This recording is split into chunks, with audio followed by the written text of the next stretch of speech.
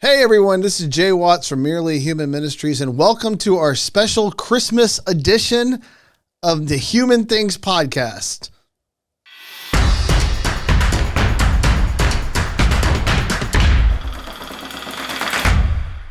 All right. Hey, welcome to the Christmas episode. This is my Star Wars Christmas hat. I'm not going to wear it actually during the episode because, number one, it's warm. I actually wear this thing to keep warm when it's cold outside during Christmas season as well. And number two, I can't do it with the headphones. So welcome to the special Christmas podcast of Human Things 2.0. I had some time at the end of the year. We had the ability to go ahead and do this. We didn't want to start season 3 yet because that would be a commitment to more episodes. But we wanted to have this opportunity to just there's 2 Christmas things I want to talk about, and then there's 2 things unrelated to Christmas that are just related to our mission, Merely Human Ministries, that I want to talk about. So number one, as a Christmas thing, it's no secret to anybody who knows me that my appreciation for Charles Dickens grows every year. And every single year during the Christmas season, at least once, I read A Christmas Carol. The last few years, I have read it twice. Let me tell you something I've learned recently about Charles Dickens. I actually learned this last year when my youngest, she was 14 years old. So not like she's a small child or anything, but she just enjoyed me reading A Christmas Carol to her. And I was reading it. She has asked me questions. I said, "You want me to just read it aloud while I'm reading it?" And she said, "Yes." So I read it aloud. Now, I like reading books aloud, and she liked listening. But one thing I have learned over the last year is that Charles Dickens lends itself well to being read aloud. Not only having read A Christmas Carol aloud to her, but also we were reading A Tale of Two Cities. I read A Tale of Two Cities, reread it. She was reading it for school. She read it on her own. I read it on my own. But when we both were talking about the book and she was sorting through different issues and trying to understand everything that she'd read, and she's an incredibly bright young lady, but I would say, let's just read it out loud. And so I would read segments of it out loud to her so that we could hear it. And again, Dickens just lends itself so well to being read aloud, which I guess shouldn't be remarkable because I know he read aloud, so he probably wrote somewhat with that in mind. Dickens and Shakespeare are 2 of the greatest English language writers who ever existed. And it's the minds of some author or some critics that I've read, they say that both of these gentlemen were the greatest English language writers and the greatest producers of characters that have ever existed. Meaning that you have some writers, let's think about some modern movies and television. Aaron Sorkin. Aaron Sorkin is one of the most successful screenwriters and television producers of his era. But one of the things, you can go on YouTube and you can find videos about Sorkinese. And what that means is that ultimately almost every character talks like Aaron Sorkin. So if you like listening to Aaron Sorkin talk, if you like the cadence of Aaron Sorkin's thoughts, if you like the way that he processes things, Aaron Sorkin shows can be really fun to watch. His characters speak really quickly. They often monologue. Interestingly enough, they monologue about the same things over and over again on different shows. So if you go, and I would highly encourage you, if you're at all interested in Aaron Sorkin, to go check out the videos on YouTube of Sorkinese, where they take all of these different characters from different Sorkin productions, TVs, and movies, and they have their rants and their monologues, and they play them side by side so that you can see that he repeats the same themes over and over again. So for Sorkin, as he projects himself into his writing, a lot of characters end up being sock puppets for Aaron Sorkin's ideas. So what we say when I say that Dickens and Shakespeare create great characters is that Dickens and Shakespeare, when they create a separate character, that character is an individual human being. I actually think Dostoevsky is very good at this as well. That character is unique. Just like every human being that you meet where you're talking to them and they have their own way of talking, their own way of thinking, the way that they think, everything about them, it's a whole human being. It's a character. They are not sock puppets for the author. Every character doesn't exist to just share what the author saw. They are people. And if you read their conversations, and that's where I think Dickens becomes very interesting. The same way, by the way, I think it's a travesty that we teach people to read Shakespeare. You shouldn't read Shakespeare. Shakespeare is meant to be performed. They're plays. They're not books. We should watch Shakespeare. You should hear great Shakespearean actors perform Shakespeare. It's an iambic pentameter. It's stressed and unstressed syllables that indicate for you what the writer thought was important. They have things like feminine endings where you have an extra syllable at the ending. And so there's all this stuff that a great dramaturg or somebody who studies Shakespeare would be able to get out and to make sure that the director or producers of plays have incorporated in what they're doing and that the actors are equipped to understand the lines that they're reading. And when you're reading Shakespeare, it's really difficult. But when you see a great actor portraying Shakespeare, it becomes a lot easier. I think a great example of this, is Kenneth Branagh's movie, Henry V. So many great actors. If you read Kenneth Branagh's early autobiography, I think the name of his Beginnings, he talks about how he looked around the room and you see people like Brian Blessed and Emma Thompson and just all of the actors that he had accumulated, like Derek Jacobi. He said, I looked at all these actors and I realized I had all the talent that I could possibly use. That I'm the only weak point. As the director putting this together, I'm the one that can mess this up. It's not going to be messed up by the actors. These are people that understand what they're doing. So when you hear a great Shakespearean actor sharing Shakespearean verse, performing Shakespearean verse, Shakespeare makes more sense than when you're reading it because they understand the intentions and the purpose of the lines better than a kid reading it who doesn't understand iambic pentameter, has no idea or no experience with that language, Victorian English. So, but what I noticed about Dickens when I was reading Dickens to my daughter is that you see some of the same dynamics play out. When you hear Shakespeare performed and different actors are embodying different characters, then you get to appreciate how different each one of these characters really is, how fully developed their character is through their dialogue. And Dickens is the same way. If you read Dickens aloud, that's when you really get to experience how different every character he adds into his books or into his stories is. That all the characters are just different. They're unique. But one of the things I want to talk about particularly with Christmas Carol is. And if you haven't read it in a long time, I cannot recommend more strongly reading this book. I read it every Christmas, at least once, usually twice. I've read it so many times now that I just get caught up in little details. I anticipate them. As I turn the page, I get very excited about this description or this section of the text.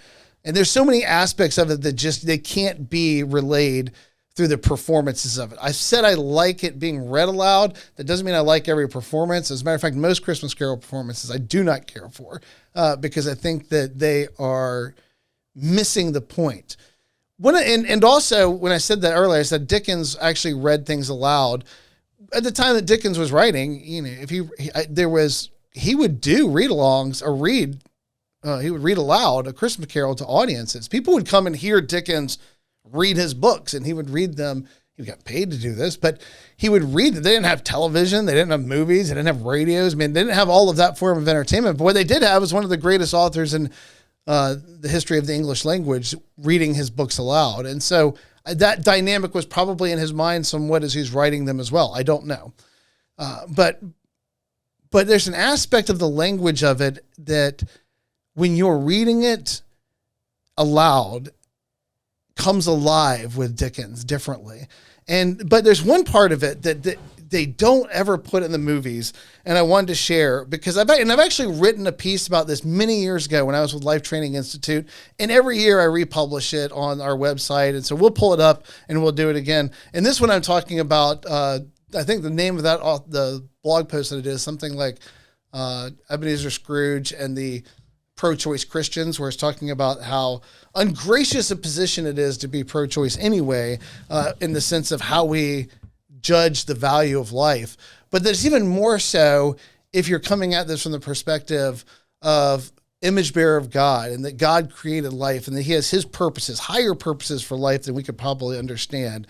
And in this particular thing, it never makes it into the movies, a portion of dialogue to where when Scrooge is seeing Tiny Tim and he is watching Cratchit and his family eat, and he sees that Tiny Tim is sick, and he says, "Spirit," said Scrooge, with an interest he had never felt before, Tell me if Tiny Tim will live. I see a vacant seat, replied the ghost, in the poor chimney corner, and a crutch without an owner, carefully preserved. If these shadows remain unaltered by the future, the child will die. No, no, said Scrooge. Oh, no, kind spirit, say he will be spared. The spirit responds, if these shadows remain unaltered by the future, no other of my race, returned the ghost, will find him here. What then? If he be like to die, he had better do it and decrease the surplus population. Scrooge hung his head to hear his own words quoted by the spirit and was overcome with penitence and grief. Now, here's the part that never makes it. All of that makes it into every translation, where he asked the question, where he's feeling the pain of watching Tiny Tim be sick, where he's wondering, and then the spirit throws back his words from earlier that day into his face about that he would be like to die and decrease the surplus population. But this is the part that never makes it in, that I think is beautiful. Man, said the ghost, if man you be in heart, not adamant, forbear that wicked cant until you have discovered what the surplus is and where it is. Will you decide what men shall live, what men shall die? It may be that in the sight of heaven, you are more worthless and less fit to live than millions like this poor man's child. Oh God, to hear the insect on the leaf pronouncing on too much life among his hungry brothers in the dust. What a phenomenally beautiful passage, where after he throws those words back into his face about decreasing the surplus population, he confronts him with the very idea that any human being gets to decide what other human being is surplus. Oh God, to hear the insect on the leaf pronouncing on the too much life among his hungry brothers in the dust. That's a powerful pro-life message there in that passage, as in penitence and grief being a part of the processing. And that's one of the things I love about the book versus some of the many adaptations you see in film. Oftentimes we see Scrooge breaking slowly over he remains ugly and mean, but it's slowly wearing him down. The book is radically different. The moment that the ghost of the spirit of Christmas past takes him to his past and he sees his past, he begins to cry immediately as he sees the happiness of youth and he sees these things that he has forgotten and remembered. Every time he is shown some aspect of his life, his emotional response to it is strong and immediate. And then even then with the ghost of Christmas present, as he sees the Cratchit family for the first time. He's been so cruel to this man, but he sees his family for the first time, and he immediately begins to care for them and to want to do better for them. The power of what he's experiencing in the books is entirely different than you see it as it's relayed. Obviously, too, with the narrator and the style, you can get into their head a little bit more and understand the emotions that he's going through at the time as much as you're allowed to see them. But it's just a different power. And there's a lot more reference to Christ. There is a discussion about Christ and the spirit of the season with the ghost of Marley at the beginning that is not in most of the movies. There's another conversation that doesn't make it into many, although it does make it into the Bob Zemeckis animated version, where Scrooge gets angry with the ghost, the spirit of Christmas present, because churches closed down all of the surrounding businesses, and so people can't get access to food one day a week. And he talks to him about the people who are responsible for not taking care of the poor, whatever they may say they are not of his family. The ghost of Christmas present saying, they're not of us.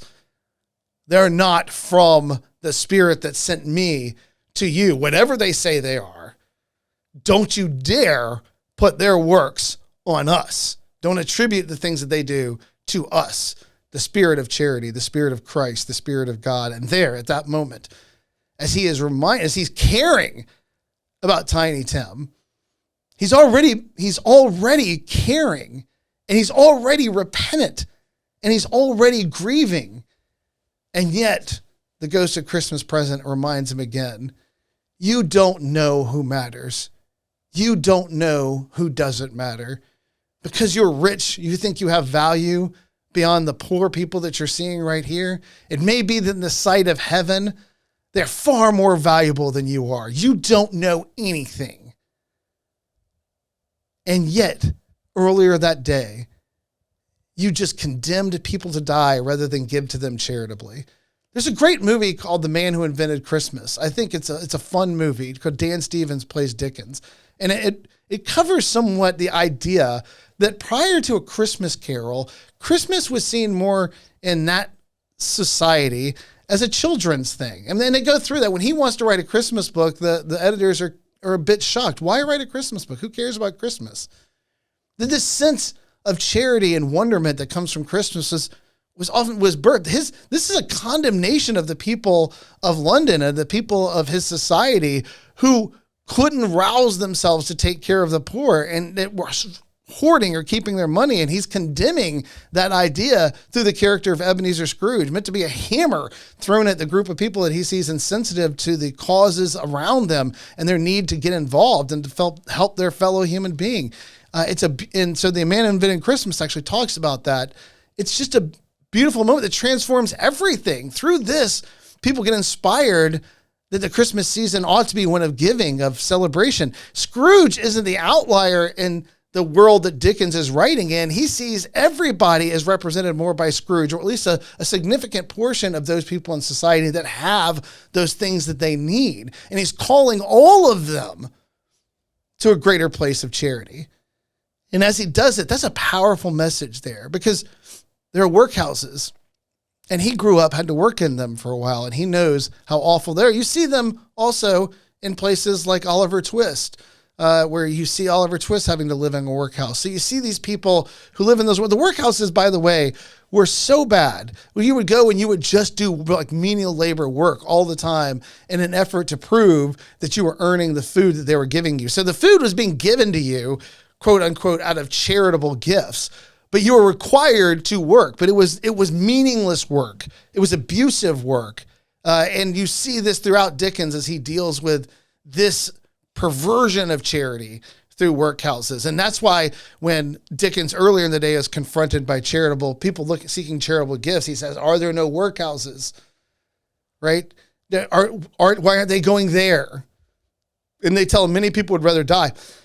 An interesting story about the workhouses, in addition, outside and extra to that text, is that John Merrick, or Joseph Merrick is actually his name. Joseph Merrick, the Elephant Man, actually went and worked in a workhouse for a very short amount of time once he got older and could no longer count on being taken care of by adults. And he left and went and worked in the sideshows, which people worked to close down in Europe. It got him sent back home. And you see this dramatically represented in the movies differently than it actually was when you read biographies about him and the life that he lived. He chose to work in that community as a sideshow freak over working in workhouses because he saw those as so dehumanizing. That's how awful they were.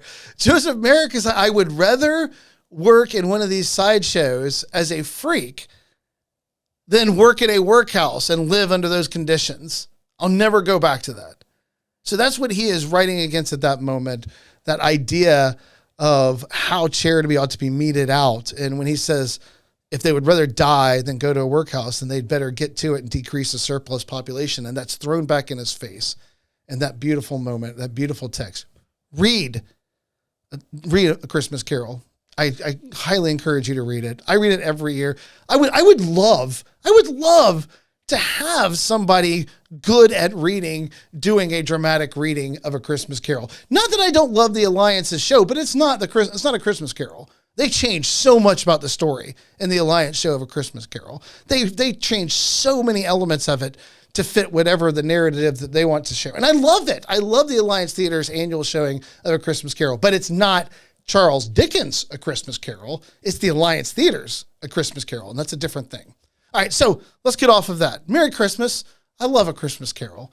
I encourage anybody who who has not read it in a long time to pick it up and read it. Okay, let's do two non-Christmas related things before I get back to Christmas things.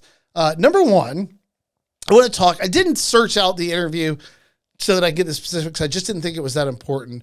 But I was watching interviews that happened. Ben Shapiro went to both Oxford and Cambridge and spoke in front of their student unions and did questions. If you go to the Oxford and Cambridge student unions, you have an opportunity to give a brief, explanation of things about who you are, or usually a subject matter topic. And then the students have the opportunity to interact with you. And to the point where Ben Shapiro is standing on one side of this lectern, a student comes up on the other side, and they have a moment back and forth in debate fashion. It's a lovely. I love it. It's lovely. If you watch it, you can pull up a lot of different debates and a lot of different topics that are discussed in both of those venues. But if you go to YouTube, you can pull up Ben Shapiro at Cambridge and Ben Shapiro at Oxford and see them. In one of them, and I can't remember which one of it was, one of the students was confronting Ben Shapiro on his views on gay marriage. And he says, in your defense of traditional marriage, you argue for the position that marriage is a good that was intended for procreation, that it's intended to raise children in the healthiest environment possible for the good of society. We need children. We need a next generation. And the healthiest environment for kids to grow up is an intact family with a mother and a father. I think statistically, you're going to have a hard time getting away from that. I mean, if you go look at the statistics, particularly the influence that fathers have on their children growing up, you realize that an intact family is hugely important for the emotional and spiritual health of the children growing up in that family. And the way they relate to other human beings, men and women, is dictated oftentimes by how their parents relate to each other and how they are emulating what they see in their fathers in a healthy relationship with their fathers. So Ben Shapiro's argument that he offered up is that the reason that gay marriage is not the same as traditional marriage between a man and a woman is because a traditional marriage between a man and a woman is sacred, not just because of the relationship that God has called them to, but because that relationship bears the fruit of children. And the best way for society to get a new generation that will live in a way that's productive to seek the goods for all people is that they grow up emotionally healthy in an intact family. So this guy pushes back and he says, then, if that's the case, why then, after the raising of the children is done, does marriage continue to have any role to play? Why do they stay married? Why don't they raise the kids and then leave their marriage and dissolve it? If the purpose is the raising of children, then why keep going after the children have been raised? And Ben Shapiro's response, I think, his point is well taken. He says, you're never done raising your kids. Child rearing never ends. And I think that is a reasonable response because it's true. As we get older, our role as parents changes or transforms. I'll say this for my adult children who have moved out. They're raised differently. I'm rearing them differently now than I am the one who still lives in my house or the one who is not an adult right now and who is Nika, the youngest. Her older siblings, I am dealing with them differently than I did when they were younger. I heard one person talk about the idea of when we reach this transition point and they're in college and they're adults now, I'm thinking of the welcome mat more. I'm thinking of wanting them to feel welcome to come home. My job when they were younger was to give them guidance. We talked about that when Jim Trotty was on, to give them guidance, to give them structure to their life, to give them guidelines, to help them to see that the way to live a good life. But now they're adults. They have to make those decisions on their own. And so rather than trying to continue to rear them as I did when they were younger, I've transformed to a new phase where my interest is the welcome mat, to make sure that my kids know they're always welcome to come home and that we will talk about the things that they're doing, but it won't be the same as when they're younger. I'm not going to lay down the law and say you can or can't do this. I'm going to talk to another adult and try to help them find, as best they can, a reasonable solution. And so the way that I talk to them altogether has changed when it comes to helping them helping them make decisions about their life. I think it frustrates them a little bit at first because they're just used to dad sharing every thought that he has about everything that they're doing. But they realize that as I tell them, look, you're an adult. I'm not going to tell you what you can and can't do. You have to make moral decisions on your own. You have to make emotional decisions on your own, and you have to bear the consequences for the decisions that you make. I'm just going to tell you if you ask me what I like or don't like, but you're going to need to ask me more, because I'm not going to go around constantly butting into your life and telling you what I approve and disapprove of. That just wouldn't be a healthy way for our relationship to progress. But I'm still rearing my children because that's important for the next step. It's important for them to realize that they own their lives now, that dad will be there to love them and to take care of them. Mom will be there to love them and to take care of them. But taking care of them means something different than it did when they were younger. And they're embracing that. They're beautiful adults. I love them. Their young adulthood is fun to watch. One of my favorite things that they've done recently is I was out of town and I found out that both of my older children, who both have jobs, they're both working jobs as they go through college, both of them took their mother out, treated her to something, bought her things, used their money now to take their mom out and to show her how much they love her by treating her to a special meal or to buying her a small gift. Nothing extravagant, just an opportunity for them to show, I'm getting older now, I'm working, I have my own money, and I want you to know how much you mean to me by just taking you out and letting you have a lovely night on me. That's just a beautiful moment of transformation where you start to see the adult in them and the appreciation of their mother. It's very meaningful to me. So in that sense, I think Ben Shapiro's right.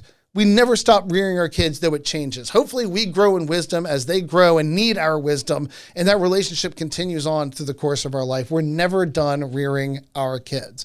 But there's more to it than that.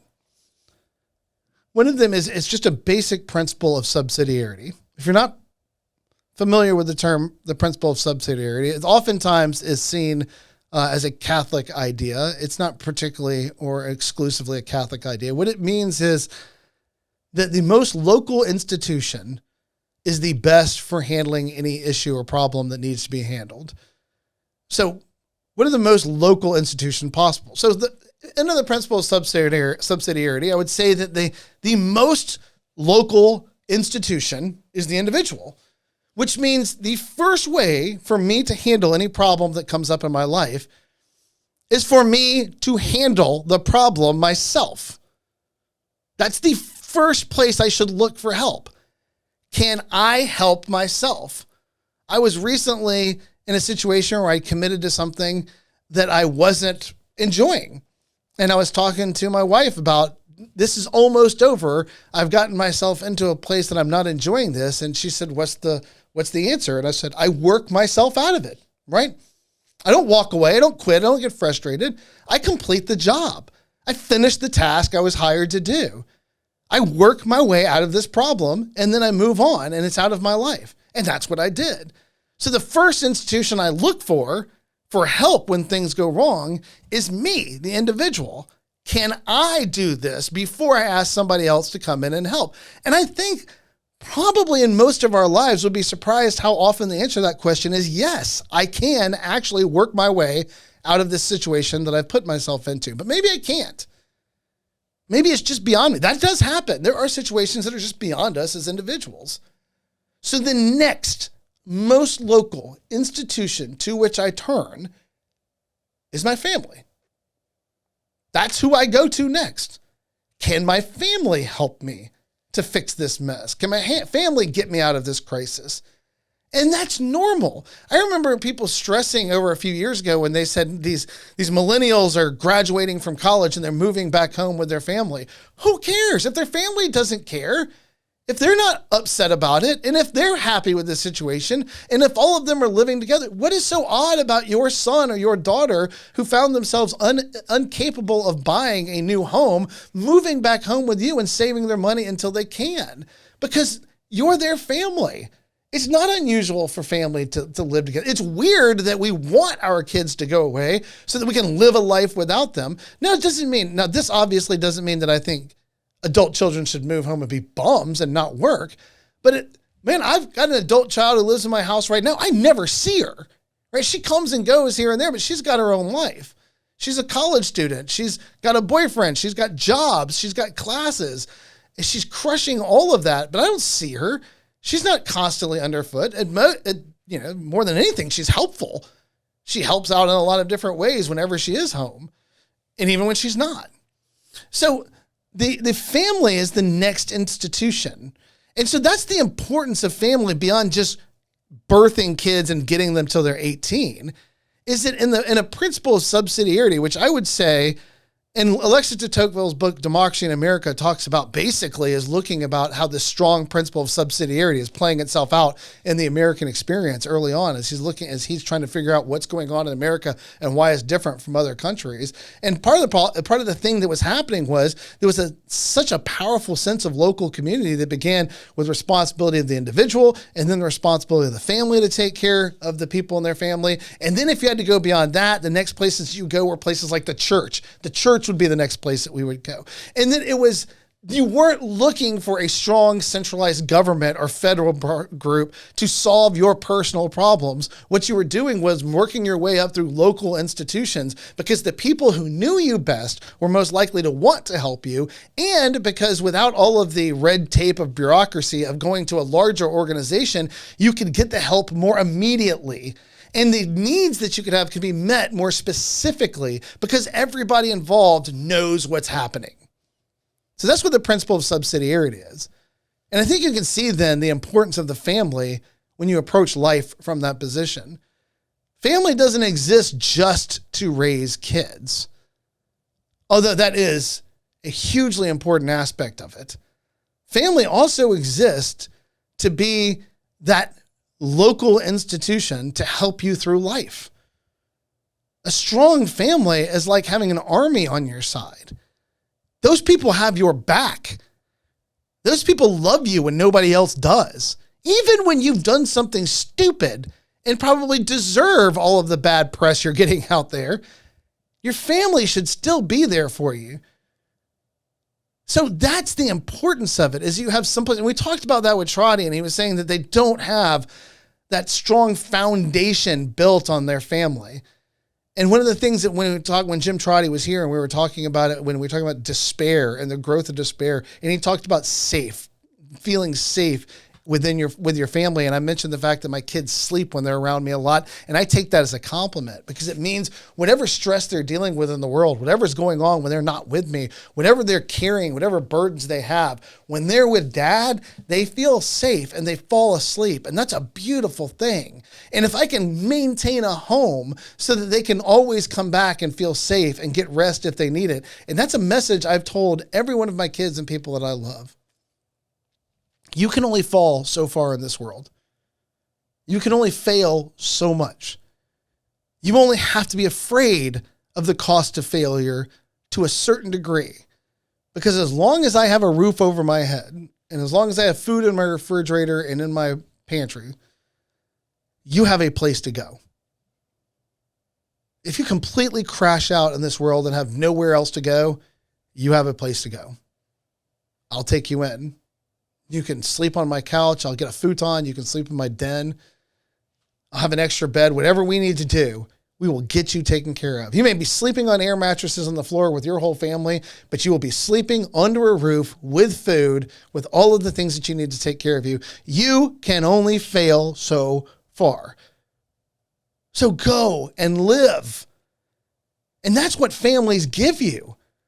The ability to have people to turn to help without having to go to the rest of the community and say, help me, I need help. First, your family should be able to do that. And strong families, a society of strong families, that's like a guardian against failure. That's like a protector against bad choices, right? It's a whole group of people that stand there to try to help the people that are closest to them when they need help and not pass that burden on to the rest of society, to people who don't know them, don't love them, and don't even understand what's going on in their lives. Family is a powerful, powerful institution for good in our culture. a powerful institution for seeking the good in the lives of the people around us. Family ought to be preserved and protected and respected. And so to say, well, if it's only just about having kids, why don't you just dissolve marriages after the kids were raised, means that you have lost sight about what family ought to have been all along. And that's why I think, by the way, this new idea of the family I chose versus the family that I was born into is so dangerous, because you're missing the point. You're missing how important true family is. Look, the one message of my life is when things go bad, the only people that I know that I can count on to be there more than anybody else is my family. I know they'll be there because they have been there over and over again. There's been things that we've experienced in this world where everybody else ceased to matter, but my family did. And even with my sisters and my mom and the other people in my family that I don't see as much as I see other, I know that there will be things that happen in our lives and there may be nobody else there, but we'll be there always for each other. So that's another important part about it. As an institution, the importance that family plays. It's more than just the idea that we're never done rearing our kids, so family has to maintain in contact, but it's also because they are the most local institution after the individual to help society flourish and to take care of the problems that need to be taken care of in the lives of the individual. So that principle of subsidiarity, that's the answer to why we don't dissolve marriages as soon as the kids are raised, not just because we're never done rearing our kids, but because the world needs families. All right, so next thing. And by the way, as an aside note, and I should have mentioned this earlier, JD, I need you to mention this to Lisa when she's editing it. If this episode doesn't just have random Christmas things thrown into it here and there, I'm gonna feel like there was a failure done. I mean, I need just an obnoxious amount of Christmas stuff thrown throughout this whole thing. This is Christmas. This is a Christmas episode. So let's be Christmassy as we put this thing together through editing. Go crazy. This is my verbal contract with you, Lisa. Go crazy. However much you want, throw Christmas in there. Okay, next part, next non-Christmas thing that we're going to handle. And then it'll be all Christmas then for the end up. This is a video that I was doing an article for Christian Research Journal on Planned Parenthood and the history of Planned Parenthood. I have read more about Planned Parenthood than I was ever interested in doing over the last few months. I'm glad that the article is done. I'm glad that I have the information that I have, but I'm ready to be thinking about other things. But here's a video. They have a lot of videos on YouTube, and so I watched a lot of them to get a handle on the kind of things that they want to engage young audiences with. And this is a video that's called Fast Facts About Abortion. And so we're going to play the whole video, and then we're going to go through it for just a few minutes because I want to discuss some of the fast facts about abortion. Are we ready to play it? I'm Shay from Planned Parenthood. Here are some fast facts about abortion. Abortion is really common. Chances are you know someone who's had an abortion. In the United States, about 1 in 4 women will have one by the age of 45. Abortion is extremely safe. Abortion is safer than getting your tonsils out or your wisdom teeth pulled.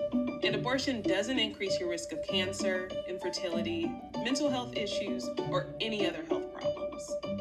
The majority of people who get abortions are already parents. 59% of people who have had abortions have had at least one childbirth experience. Most people in the U.S. think abortion should be legal by a wide margin. 80% of Americans want abortion to remain legal, even in states where politicians pass laws against abortion. For more information, visit PlannedParenthood.org. All right, so fast facts about abortion put out by Planned Parenthood. Let's address those one by one. So for the first one, let's get to the 1 in 4 women. Play that again for me. Let's start at the beginning and we'll play, and then we get to that. Hey everyone, I'm Shay from Planned Parenthood. Hey Shay. Here's some fast facts about abortion. Thank you. Abortion is really common. Really common. Chances are you know someone who's had an abortion. Sure. In the United States, about 1 in 4 women will have one by the age of 45. Stop there. Okay. So this is where, right from the outset, I would say the problem with this little fast facts video is they are mixing different data pools. So when I first heard that, I thought, that's odd. 1 in 4 women is not what I heard most recently, something closer to 1 in 5. Now, I don't want to quibble. I mean, the first thing she said is absolutely correct. You probably do know somebody that's had an abortion. I've never been a fan of saying it's very common, but because I think that is a term that needs some parsing out. I don't know what you mean by common. If what you mean is that 3 out of 4 women don't get abortions, or 75% based on the stats that you're using are not going to get an abortion during the course of their lifetime, then sure, it's very common.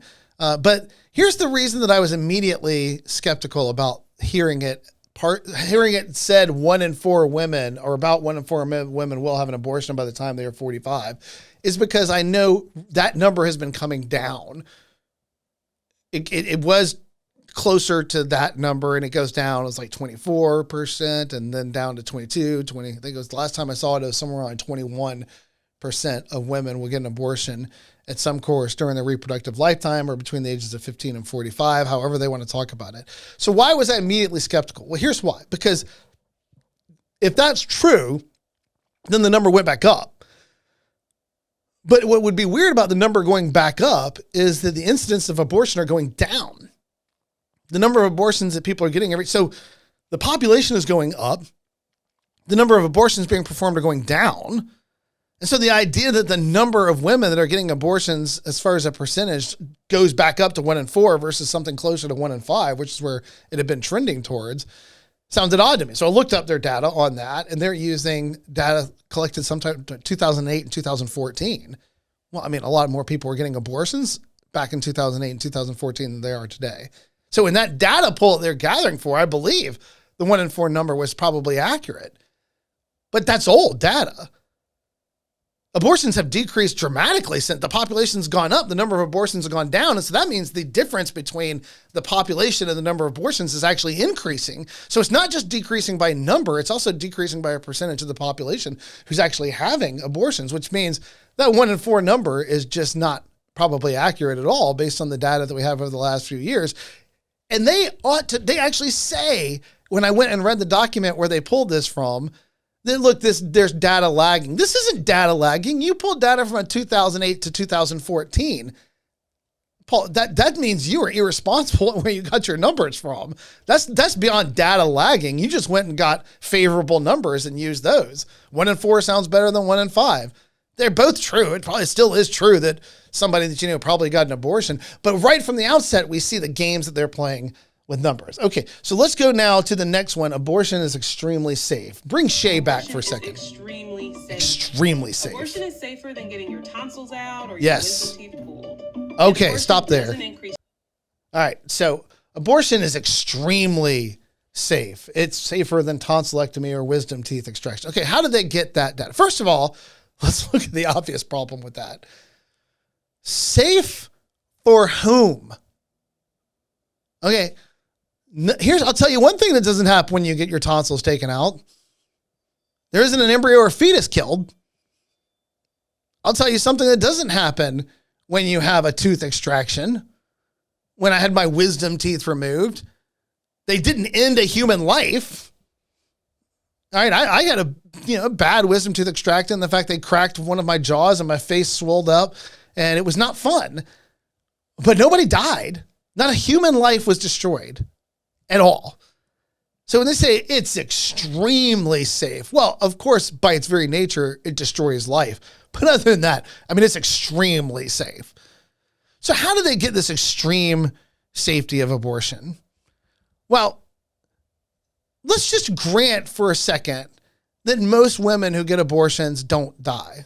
As a matter of fact, dying from abortion is a rare event, just like dying from a tonsillectomy is a rare event. Dying from a wisdom tooth extraction is a very rare event. Dying in childbirth is a rare event. These are things they like to compare it to because it plays off to this idea that it's extremely safe. But here's the problem with those comparisons. There are very strict rules about what you must report with most medical procedures. Those rules don't exist for abortion. Not the same way. California doesn't even report to the CDC as far as the number of abortions that are performed in California. If you look at the CDC for the number of abortions, you're always getting low numbers because states like California opt out of reporting anything to them at all. They just say, look, we're not required by law to tell you, and so we're not going to. In California, the most populous state in the nation, and one of the most liberal laws, particularly pertaining to things like abortion in the nation, we can imagine there's probably a lot of them. Statistically speaking, people who live in blue states are more likely to get abortions than people who live in red states. They'll say that's because of the laws, but let's just look at the raw data at this point. So California, the most populous state with liberal abortion laws, has probably got more abortions happening to them than any other state. That's a reasonable inference from the data that we have. And that they're not reporting anything to the CDC because they don't have to. More than that, there's a track record of deceptive statistical practices by the practitioners of abortion. Abortionists are not reliable people. By the way, the data that we're talking about came from abortionists. They're the ones that gathered this data and wrote this article that they're quoting. When you hear so many people saying this, they're all quoting one particular report, and that was gathered by abortionists. So of course, they have a vested interest in saying something that says, oh, this is so extremely safe, safer than a tonsillectomy, safer than a wisdom tooth extraction. They draw that by saying that I think it's like 0.006 women out of every 1,000 die from an abortion, where like one dies from a tonsillectomy out of 1,000. And, those numbers, they say it was so much safer than that. Well, both of them are extremely rare events. But in one of them, we're talking about areas where there's incredibly detailed information gathered to track the results, and particularly the harms that are done by any particular medical procedure. And in the other area, we're talking about a place where no such laws exist, and where the people that gather the evidence have motivations to hide it as much as they can.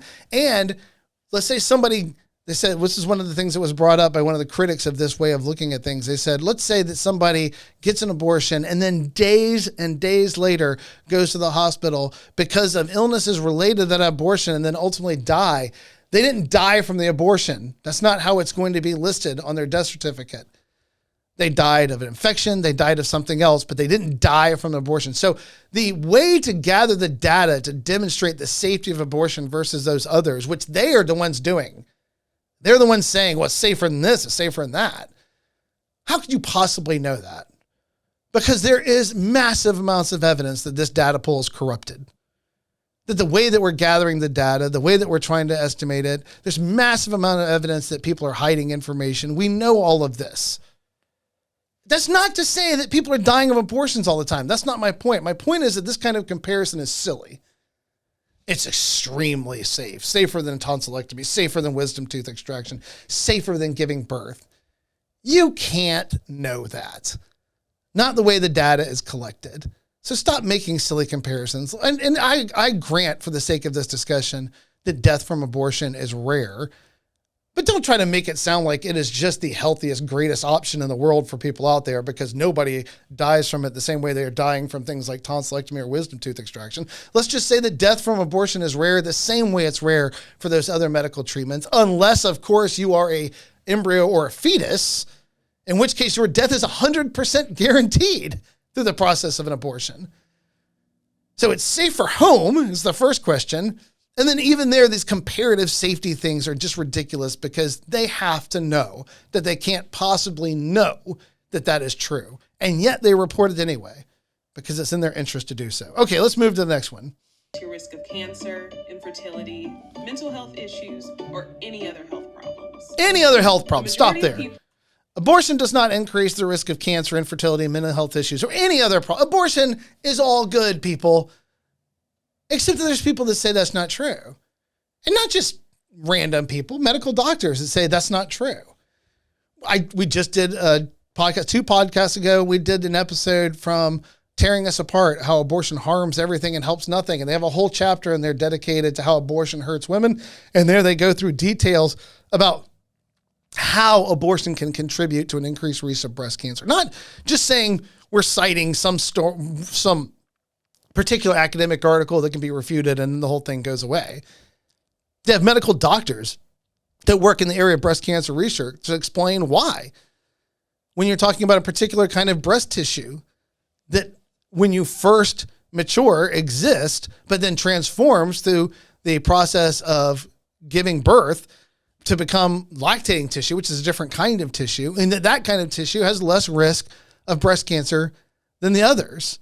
And so they said, look, The reason that you have an increased risk, if you have never had a kid and carried it to term and you had to have an abortion and you got that abortion before a particular case, is because you've increased the amount of tissue within your breast that is susceptible to cancer. And so there is a risk increase when you get abortions and don't have children.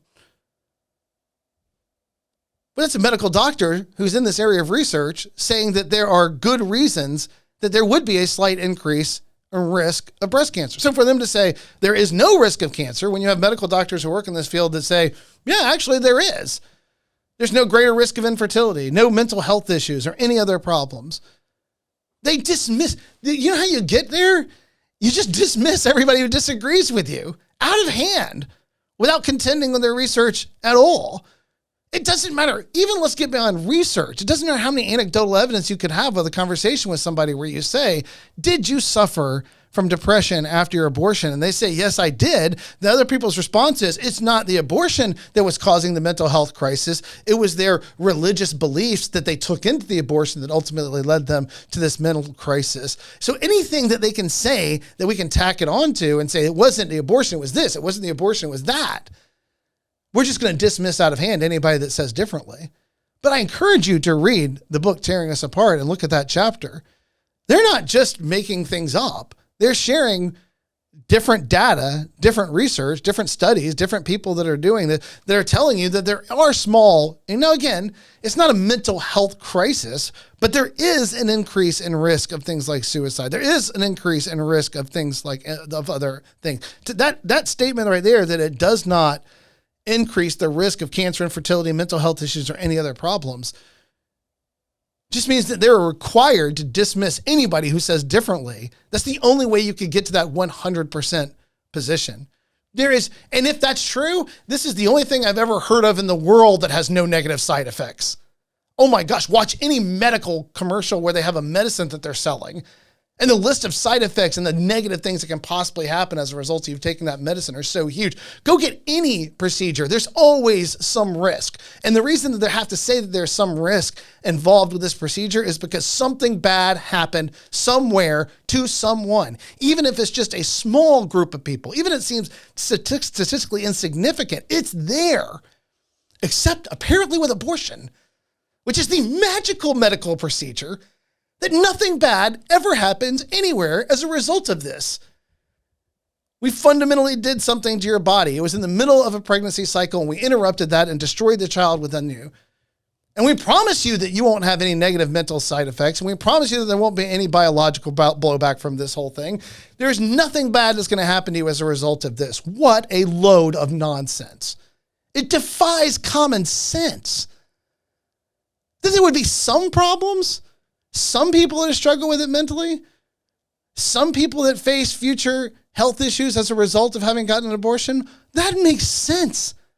Even if it's a statistically small number of people, it just makes sense. It comports with everything that we know about the medical practice. Things go wrong sometimes. That's just the world we live in. What absurd nonsense to go on and say abortion has no problems whatsoever. You can't possibly believe that's true. And as I said, we have data to refute that. Just even if you don't fully trust the people who are telling you that, you have to contend with the things that they're showing you. Even if you don't want to accept the breast cancer link, you cannot possibly say that nobody has ever had mental health issues because of an abortion. You know that's not true. I've talked to them. I've had conversations with people who have. I know it's true. And for them to say, you don't have to worry about that at all, that's just reckless nonsense. Okay, go on. People who get abortions are already parents. 59% of people who have had abortions have had at least one childbirth experience. That's fine. That's just a new data point. Think abortion should be legal by a wide margin. 80% of Americans want abortion to remain legal, even in states where politicians pass laws against abortion. All right, let's stop Shay right there. 80% of Americans want abortion to remain legal. Let's tell you how they got to that statistic, because that changes. By the way, the emotional relationship that Americans have with abortion is in flux all the time. Polling changes all the time. The news cycle will change polling.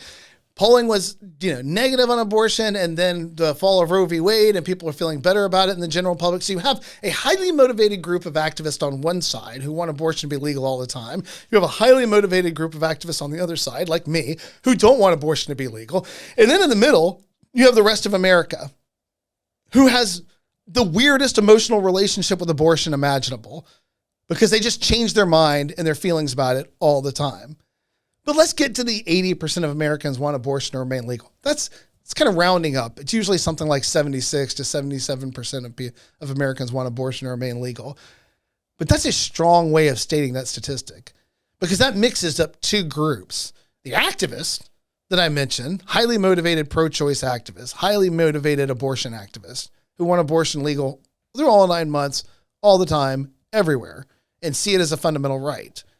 That's a smaller percentage. And then the overwhelming majority of people who say they would like abortion to be legal, but with reasonable restrictions. The greater bulk of that 80% are taken up by those people. The people that say, I'm uncomfortable with making it illegal, but the practice of abortion ought to be restricted. And I talked to a philosopher, Richard Stith, and he thinks that America would probably land somewhere like Europe did. It's like Germany or places in England where they say after 12 weeks, you can't get an abortion. After 16 weeks, you can't get an abortion. But it's normal for them to say after 12 or 16 weeks, you've had time to get your abortion. If you didn't get it by that time, that you're just not allowed to get it. And so there's reasonable restrictions, right, where they say, or reasonable in the sense to the general body politic, not for somebody who believes that the unborn are fully human and ought to be treated with dignity and respect. There's never a reasonable time to kill them. But for the rest of the world that's trying to wrestle with this, who doesn't have those strong feelings, their position is it ought to remain legal, but restricted. That's most people. So to throw out this statistic, 80% of Americans want abortion to remain legal without any kind of nuance or discussion about what that means, it's just disingenuous. They don't really want it to be legal the same way Shay wants it to be legal, assuming that she has the party line at Planned Parenthood. They don't think it should be legal through all 9 months. They don't think it should be legal for any reason or no reason at all. They think it should be legal because they're uncomfortable telling other people they can't get abortions, but it ought to be restricted. That's where the majority of Americans land, and the majority of that 80% is going to be made up by those people. So just dropping that number, and I still think the 80% is high based on normal polling, but not that high. I mean, it really is true that something like 77% throughout the whole tenure of Roe v. Wade would say that they think that Roe v. Wade should be protected. By the way, that same 77% number would be turned around and they would say that they think there ought to be restrictions to abortion, which meant that whoever was in that overlap group just didn't understand what Roe v. Wade said at all. It was less a support, that 77% supported the principle of Roe v. Wade than it did that they just supported this idea, this general idea that they're uncomfortable telling people they can't have abortions. And so they would like to see the practice restricted but remain legal. That's basically where the overwhelming majority of Americans land. And that's what that 80% hits. It's not the party line of Planned Parenthood that they're endorsing. It's basically they're uncomfortable telling people no. So there's your fast facts from Planned Parenthood. They just are not capable of speaking clearly about this issue because they're activists. And at the end of the day, they're not interested in the truth. They're interested in making sure that you feel comfortable getting aborted. By the way, they're radically self-interested as well. They're the number one single provider for abortions in the United States. Thinking the 2021-2022 annual report, they reported something like 374,000 abortions that they performed in that last calendar year. I think there was only 970,000 abortions reported in the United States, which means like 40-something, like 40% or 41% of abortions in the United States were performed by some Planned Parenthood affiliate, which means by encouraging you of the incredible safety of abortions and your community's support in you getting an abortion, and the idea that so many people that you know have already gotten abortions, and that it's so common, and there's never going to be anything wrong that happens to you as a result of getting an abortion. They're selling you abortions. What advertiser doesn't exaggerate the claims of the product that they're selling? They're just like any other advertiser. They're selling you abortion, and they're making it sound better than it is because they want you to buy it from them. Merry Christmas. All right. Planned Parenthood makes me feel dirty. Let's get away from that. I got to get back into Christmas spirit. I got to get back into that feeling happy. Let's get away from these people. But there's your fast facts. That just made me mad. I had to say something. All right, so let's get on. Let's get back to Christmas. Okay, this is the last thing we're going to do. All right, and I want to talk a little bit about the Silent Night. It is well known when I taught a group of just out of college, young professionals, Sunday school class at Johnson Ferry Baptist Church. It was well known in that class because I made it well known that I don't like the Wisemen being at the nativity scene. Now, it's not just because it's historically inaccurate, which it is. They weren't there on the Silent Night. But here's why. My favorite Christmas song is Silent Night. Good King Wenceslas is probably close in there as well. But I love Silent Night. Away in a Manger, another one that I love. Okay, so here's why, right? I love the Christmas story that we were given, not the Christmas story that we want. The Christmas story apparently that we want is kings marching in with angels singing and giving gifts of gold to baby Jesus as he lies in a stable. And so the whole thing is so ridiculous because it's completely ahistorical. But that's the one we want, right? I don't know why we love that, but we do love that. I get why we like the idea of the three kings. Although there's three gifts. We're never told there's three kings or three wise men. We're told there's three gifts, and so we always put three together. There's no way to know how many of them there were. But they weren't there on the Silent Night. And I love the Silent Night. Now, one of the things I've talked about a lot in different talks in context is that we make a mistake when we look at the world around us as it is, and then we project that back into the past as we're trying to understand history. So what I like to think about when I think about the Silent Night is how different that world was than anything that we've ever experienced for most of us. If you've ever stayed in a national park, like a national park hotel, one of the things that's striking about the national park hotels, like the Old Faithful Inn or Mammoth Springs, we stayed in both of those on our honeymoon with my wife and I, and you go into them and there is no Wi-Fi, there are no televisions, no radios, the entertainment. Now you can play board games, cards, things like that, but it's very intentionally a non-technological area. And what happens when you turn all that stuff off is things get quiet. It's weirdly quiet when you have none of that stuff going on. And people are talking and chatting, and it's lovely. So when we start to think about the Silent Night, we have to think about a technology-free world. And then, again, let's get to Bethlehem. This idea of what are we talking about? This comes up a lot when you talk about the slaughter of the innocents, because people say, why was there not some massive historical record of what happened at the slaughter of the innocents as a result of the birth of Jesus? I mean, they killed every male child under the age of 2 in that region. That would have been something that would have been reported. But one of the things I asked people was, how big do you think Bethlehem was? That's an interesting question. The biggest estimate I've heard as far as the number of people that lived in Bethlehem at the time of Jesus is 2,000 people. Now, that sounds like a lot, but Johnson Ferry Baptist Church's main sanctuary where I go to church, I think holds over that. If I remember, somebody once told me it was like 2,200 if it's max capacity, which means that more people are showing up to the afternoon Christmas service than lived in Bethlehem at that time. And if you're in there, it doesn't look like a huge place.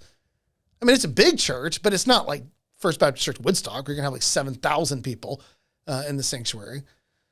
It's a healthy size, and that's the largest size. Most oftentimes I hear people say 1,000, which would be half the congregation showing up to the service at Johnson Ferry Baptist Church.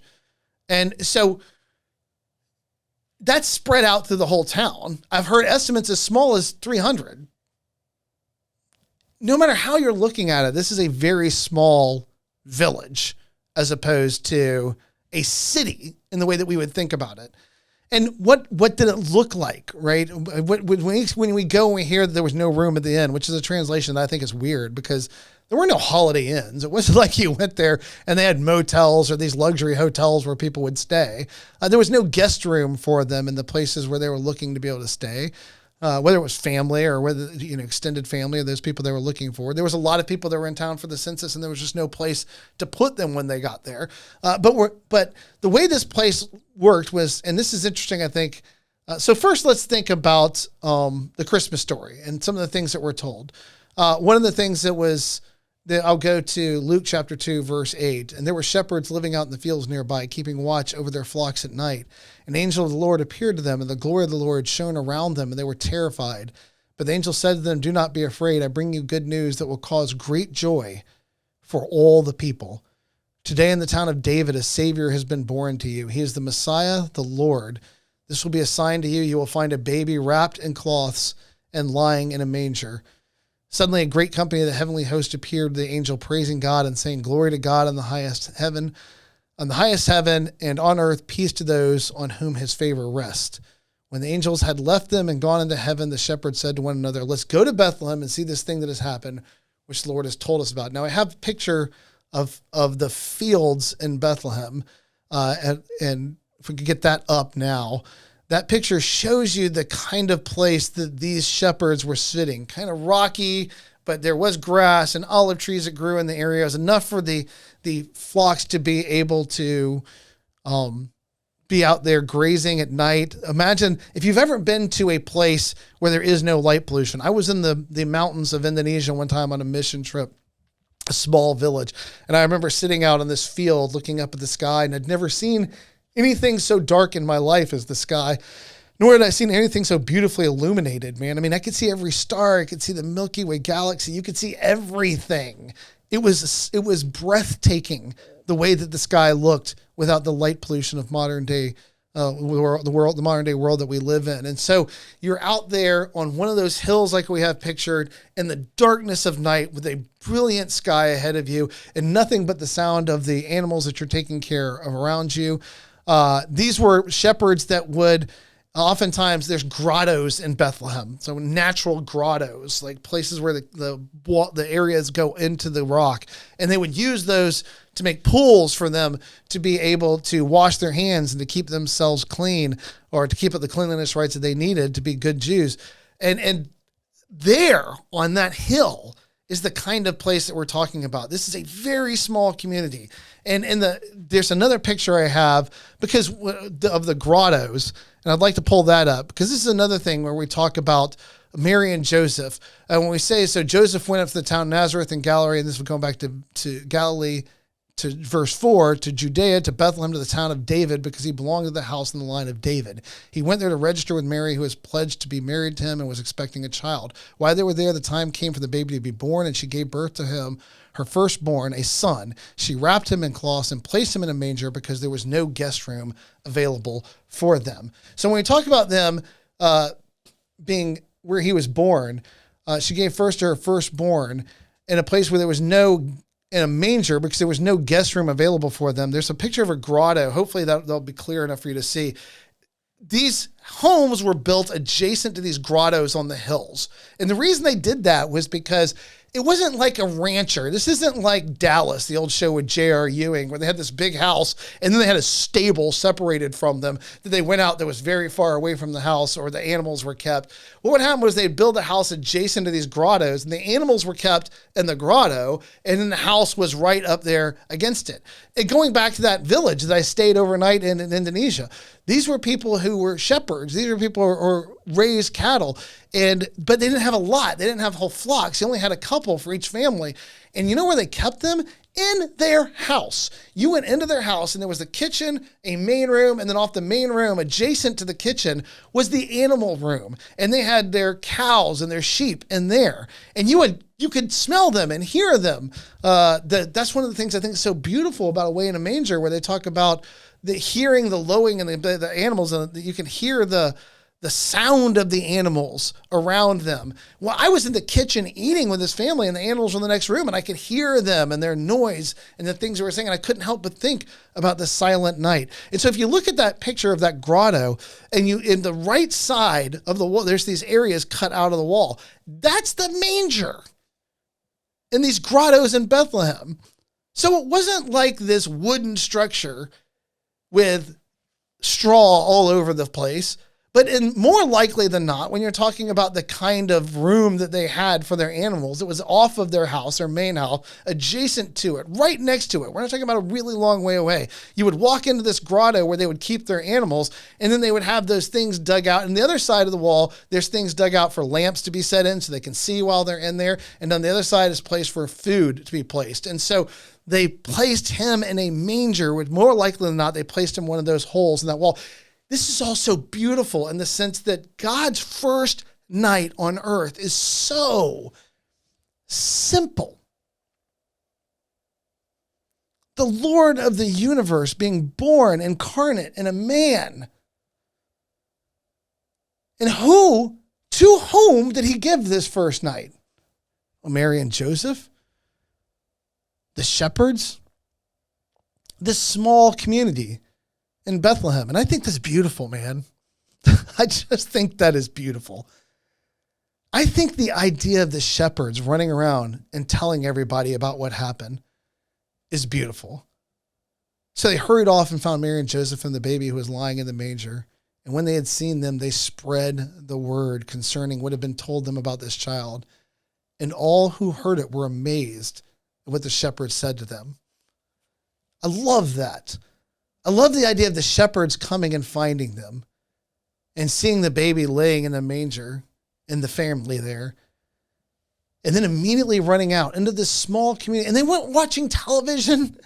They weren't playing video games. When the sun went down, a lot of times people just went to sleep. I mean, there just wasn't a lot to do.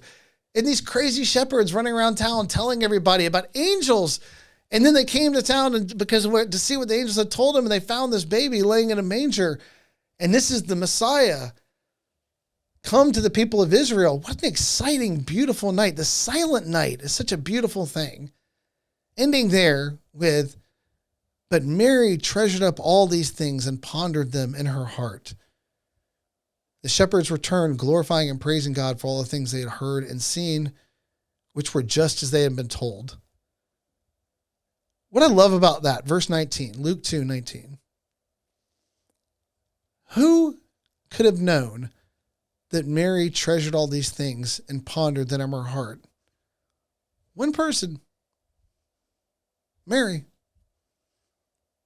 She has to be the source of that information. Somebody talked to Mary, and as she relayed that story that night about the first night, about the silent night, about the birth of Jesus, she relayed the shepherds showing up and the weirdness of the circumstances of the birth and laying him in the manger and people finding him there and running around and telling everybody in town. In this small village, in this dark night, quiet in a way that we probably can't even conceive of quiet in the modern world, we end up with Mary sharing with someone, or to Luke himself, which is what is probably the case, that Mary treasured up all these things. I treasured these things and pondered them in her heart. This quiet, weird way that God came into this world. One of my favorite Christmas songs is Such a Strange Way to Save the World. It's sung through the viewpoint of Joseph, where he's talking about how weird this all is. But it's one of the things that I find most attractive about Christianity is the humility of God, the incarnation, and the way that he lived his life. That's why I find the wise men at the birth scene off-putting.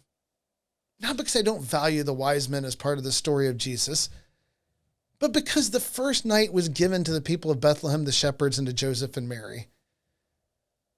It was intentionally a silent, quiet night of birth, declared to a small group of people in a small community. It's like he defied the expectation. I remember one time going to a church service. I won't name the church because I don't want to be ugly. And I love the pastor, so I don't want to sound like I'm being ugly about the pastor. But he was talking about the first story of Christmas. And he talked about it a lot in the terms that I just shared, which obviously spoke to my heart. So as I was sitting in the church, I'm like, yes, someone who gets it, yes. And he's like, there was nothing glorious in this sense other than just him. He was the glorious thing. that night, God alone, given in humility to man, he was the thing that night. And I'm hearing that pastor. I mean, this is wonderful. And then this is where it comes, right? He's like, so I know the wise men weren't there. I know the three kings weren't there, because that's not the Christmas story.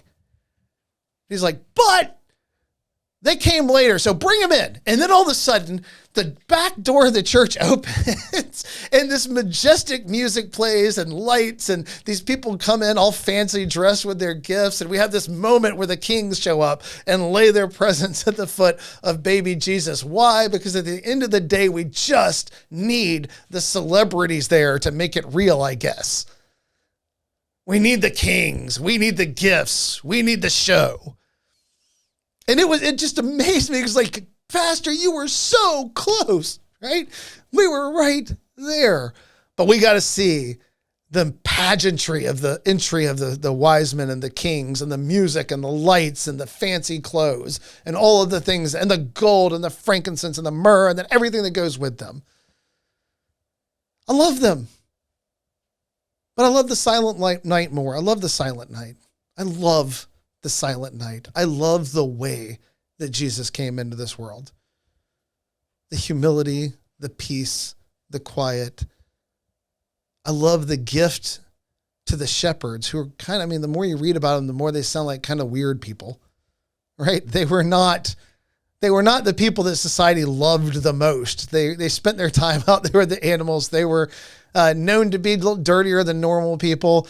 There was an oddness about them, but God gave the first night to the shepherds, gave it to Joseph, gave it to Mary, gave it to the people of Bethlehem. And I just think both that that's beautiful and that we ought to preserve that as best we can. I don't besmirch the wise men, but just hold off.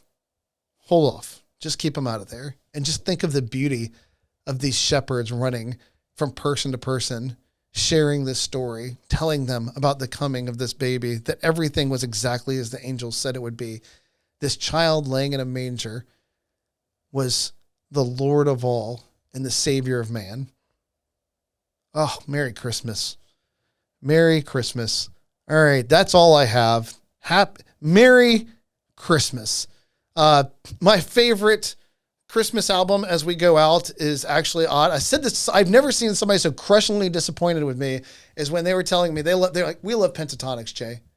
They're like, we love the Pentatonics. They say, what is your favorite Christmas album? And I said, John Denver and the Muppets. It's my favorite Christmas album. As a matter of fact, on my Facebook page, I have posted Rolf the Dog and John Denver singing Have Yourself a Merry Little Christmas. I think it is by far the best version of that song that has ever been recorded. Rolf the Dog is legit, man. Jim Henson just had a soulful voice on that. And there's something so beautiful about it. I encourage you, it's hard to see, it's hard to watch it, but you can pull up the album on YouTube Music. You can pull up John Denver and the Muppets Christmas album. My favorite Christmas album all time. Beautiful. John Denver's got a beautiful voice. And the music that they put together on that, I think, is a great album. Crushingly disappointed that person. They were expecting something so much better, so much more elevated than a bunch of puppets singing with John Denver. But that's what you get, because that's the best Christmas album I've ever heard, and I love it. Favorite Christmas movies coming up. I'm excited about that. We've already done Elf. Elf is our launch. We do Elf, and now we do Spirited with Elf. Have you seen Spirited, JD? Spirited is on Apple Plus. Do you have Apple Plus? You should watch. It's Will Ferrell and Ryan Reynolds. It's a musical spin on A Christmas Carol, but modernized. And so Ryan Reynolds is like the Scrooge character.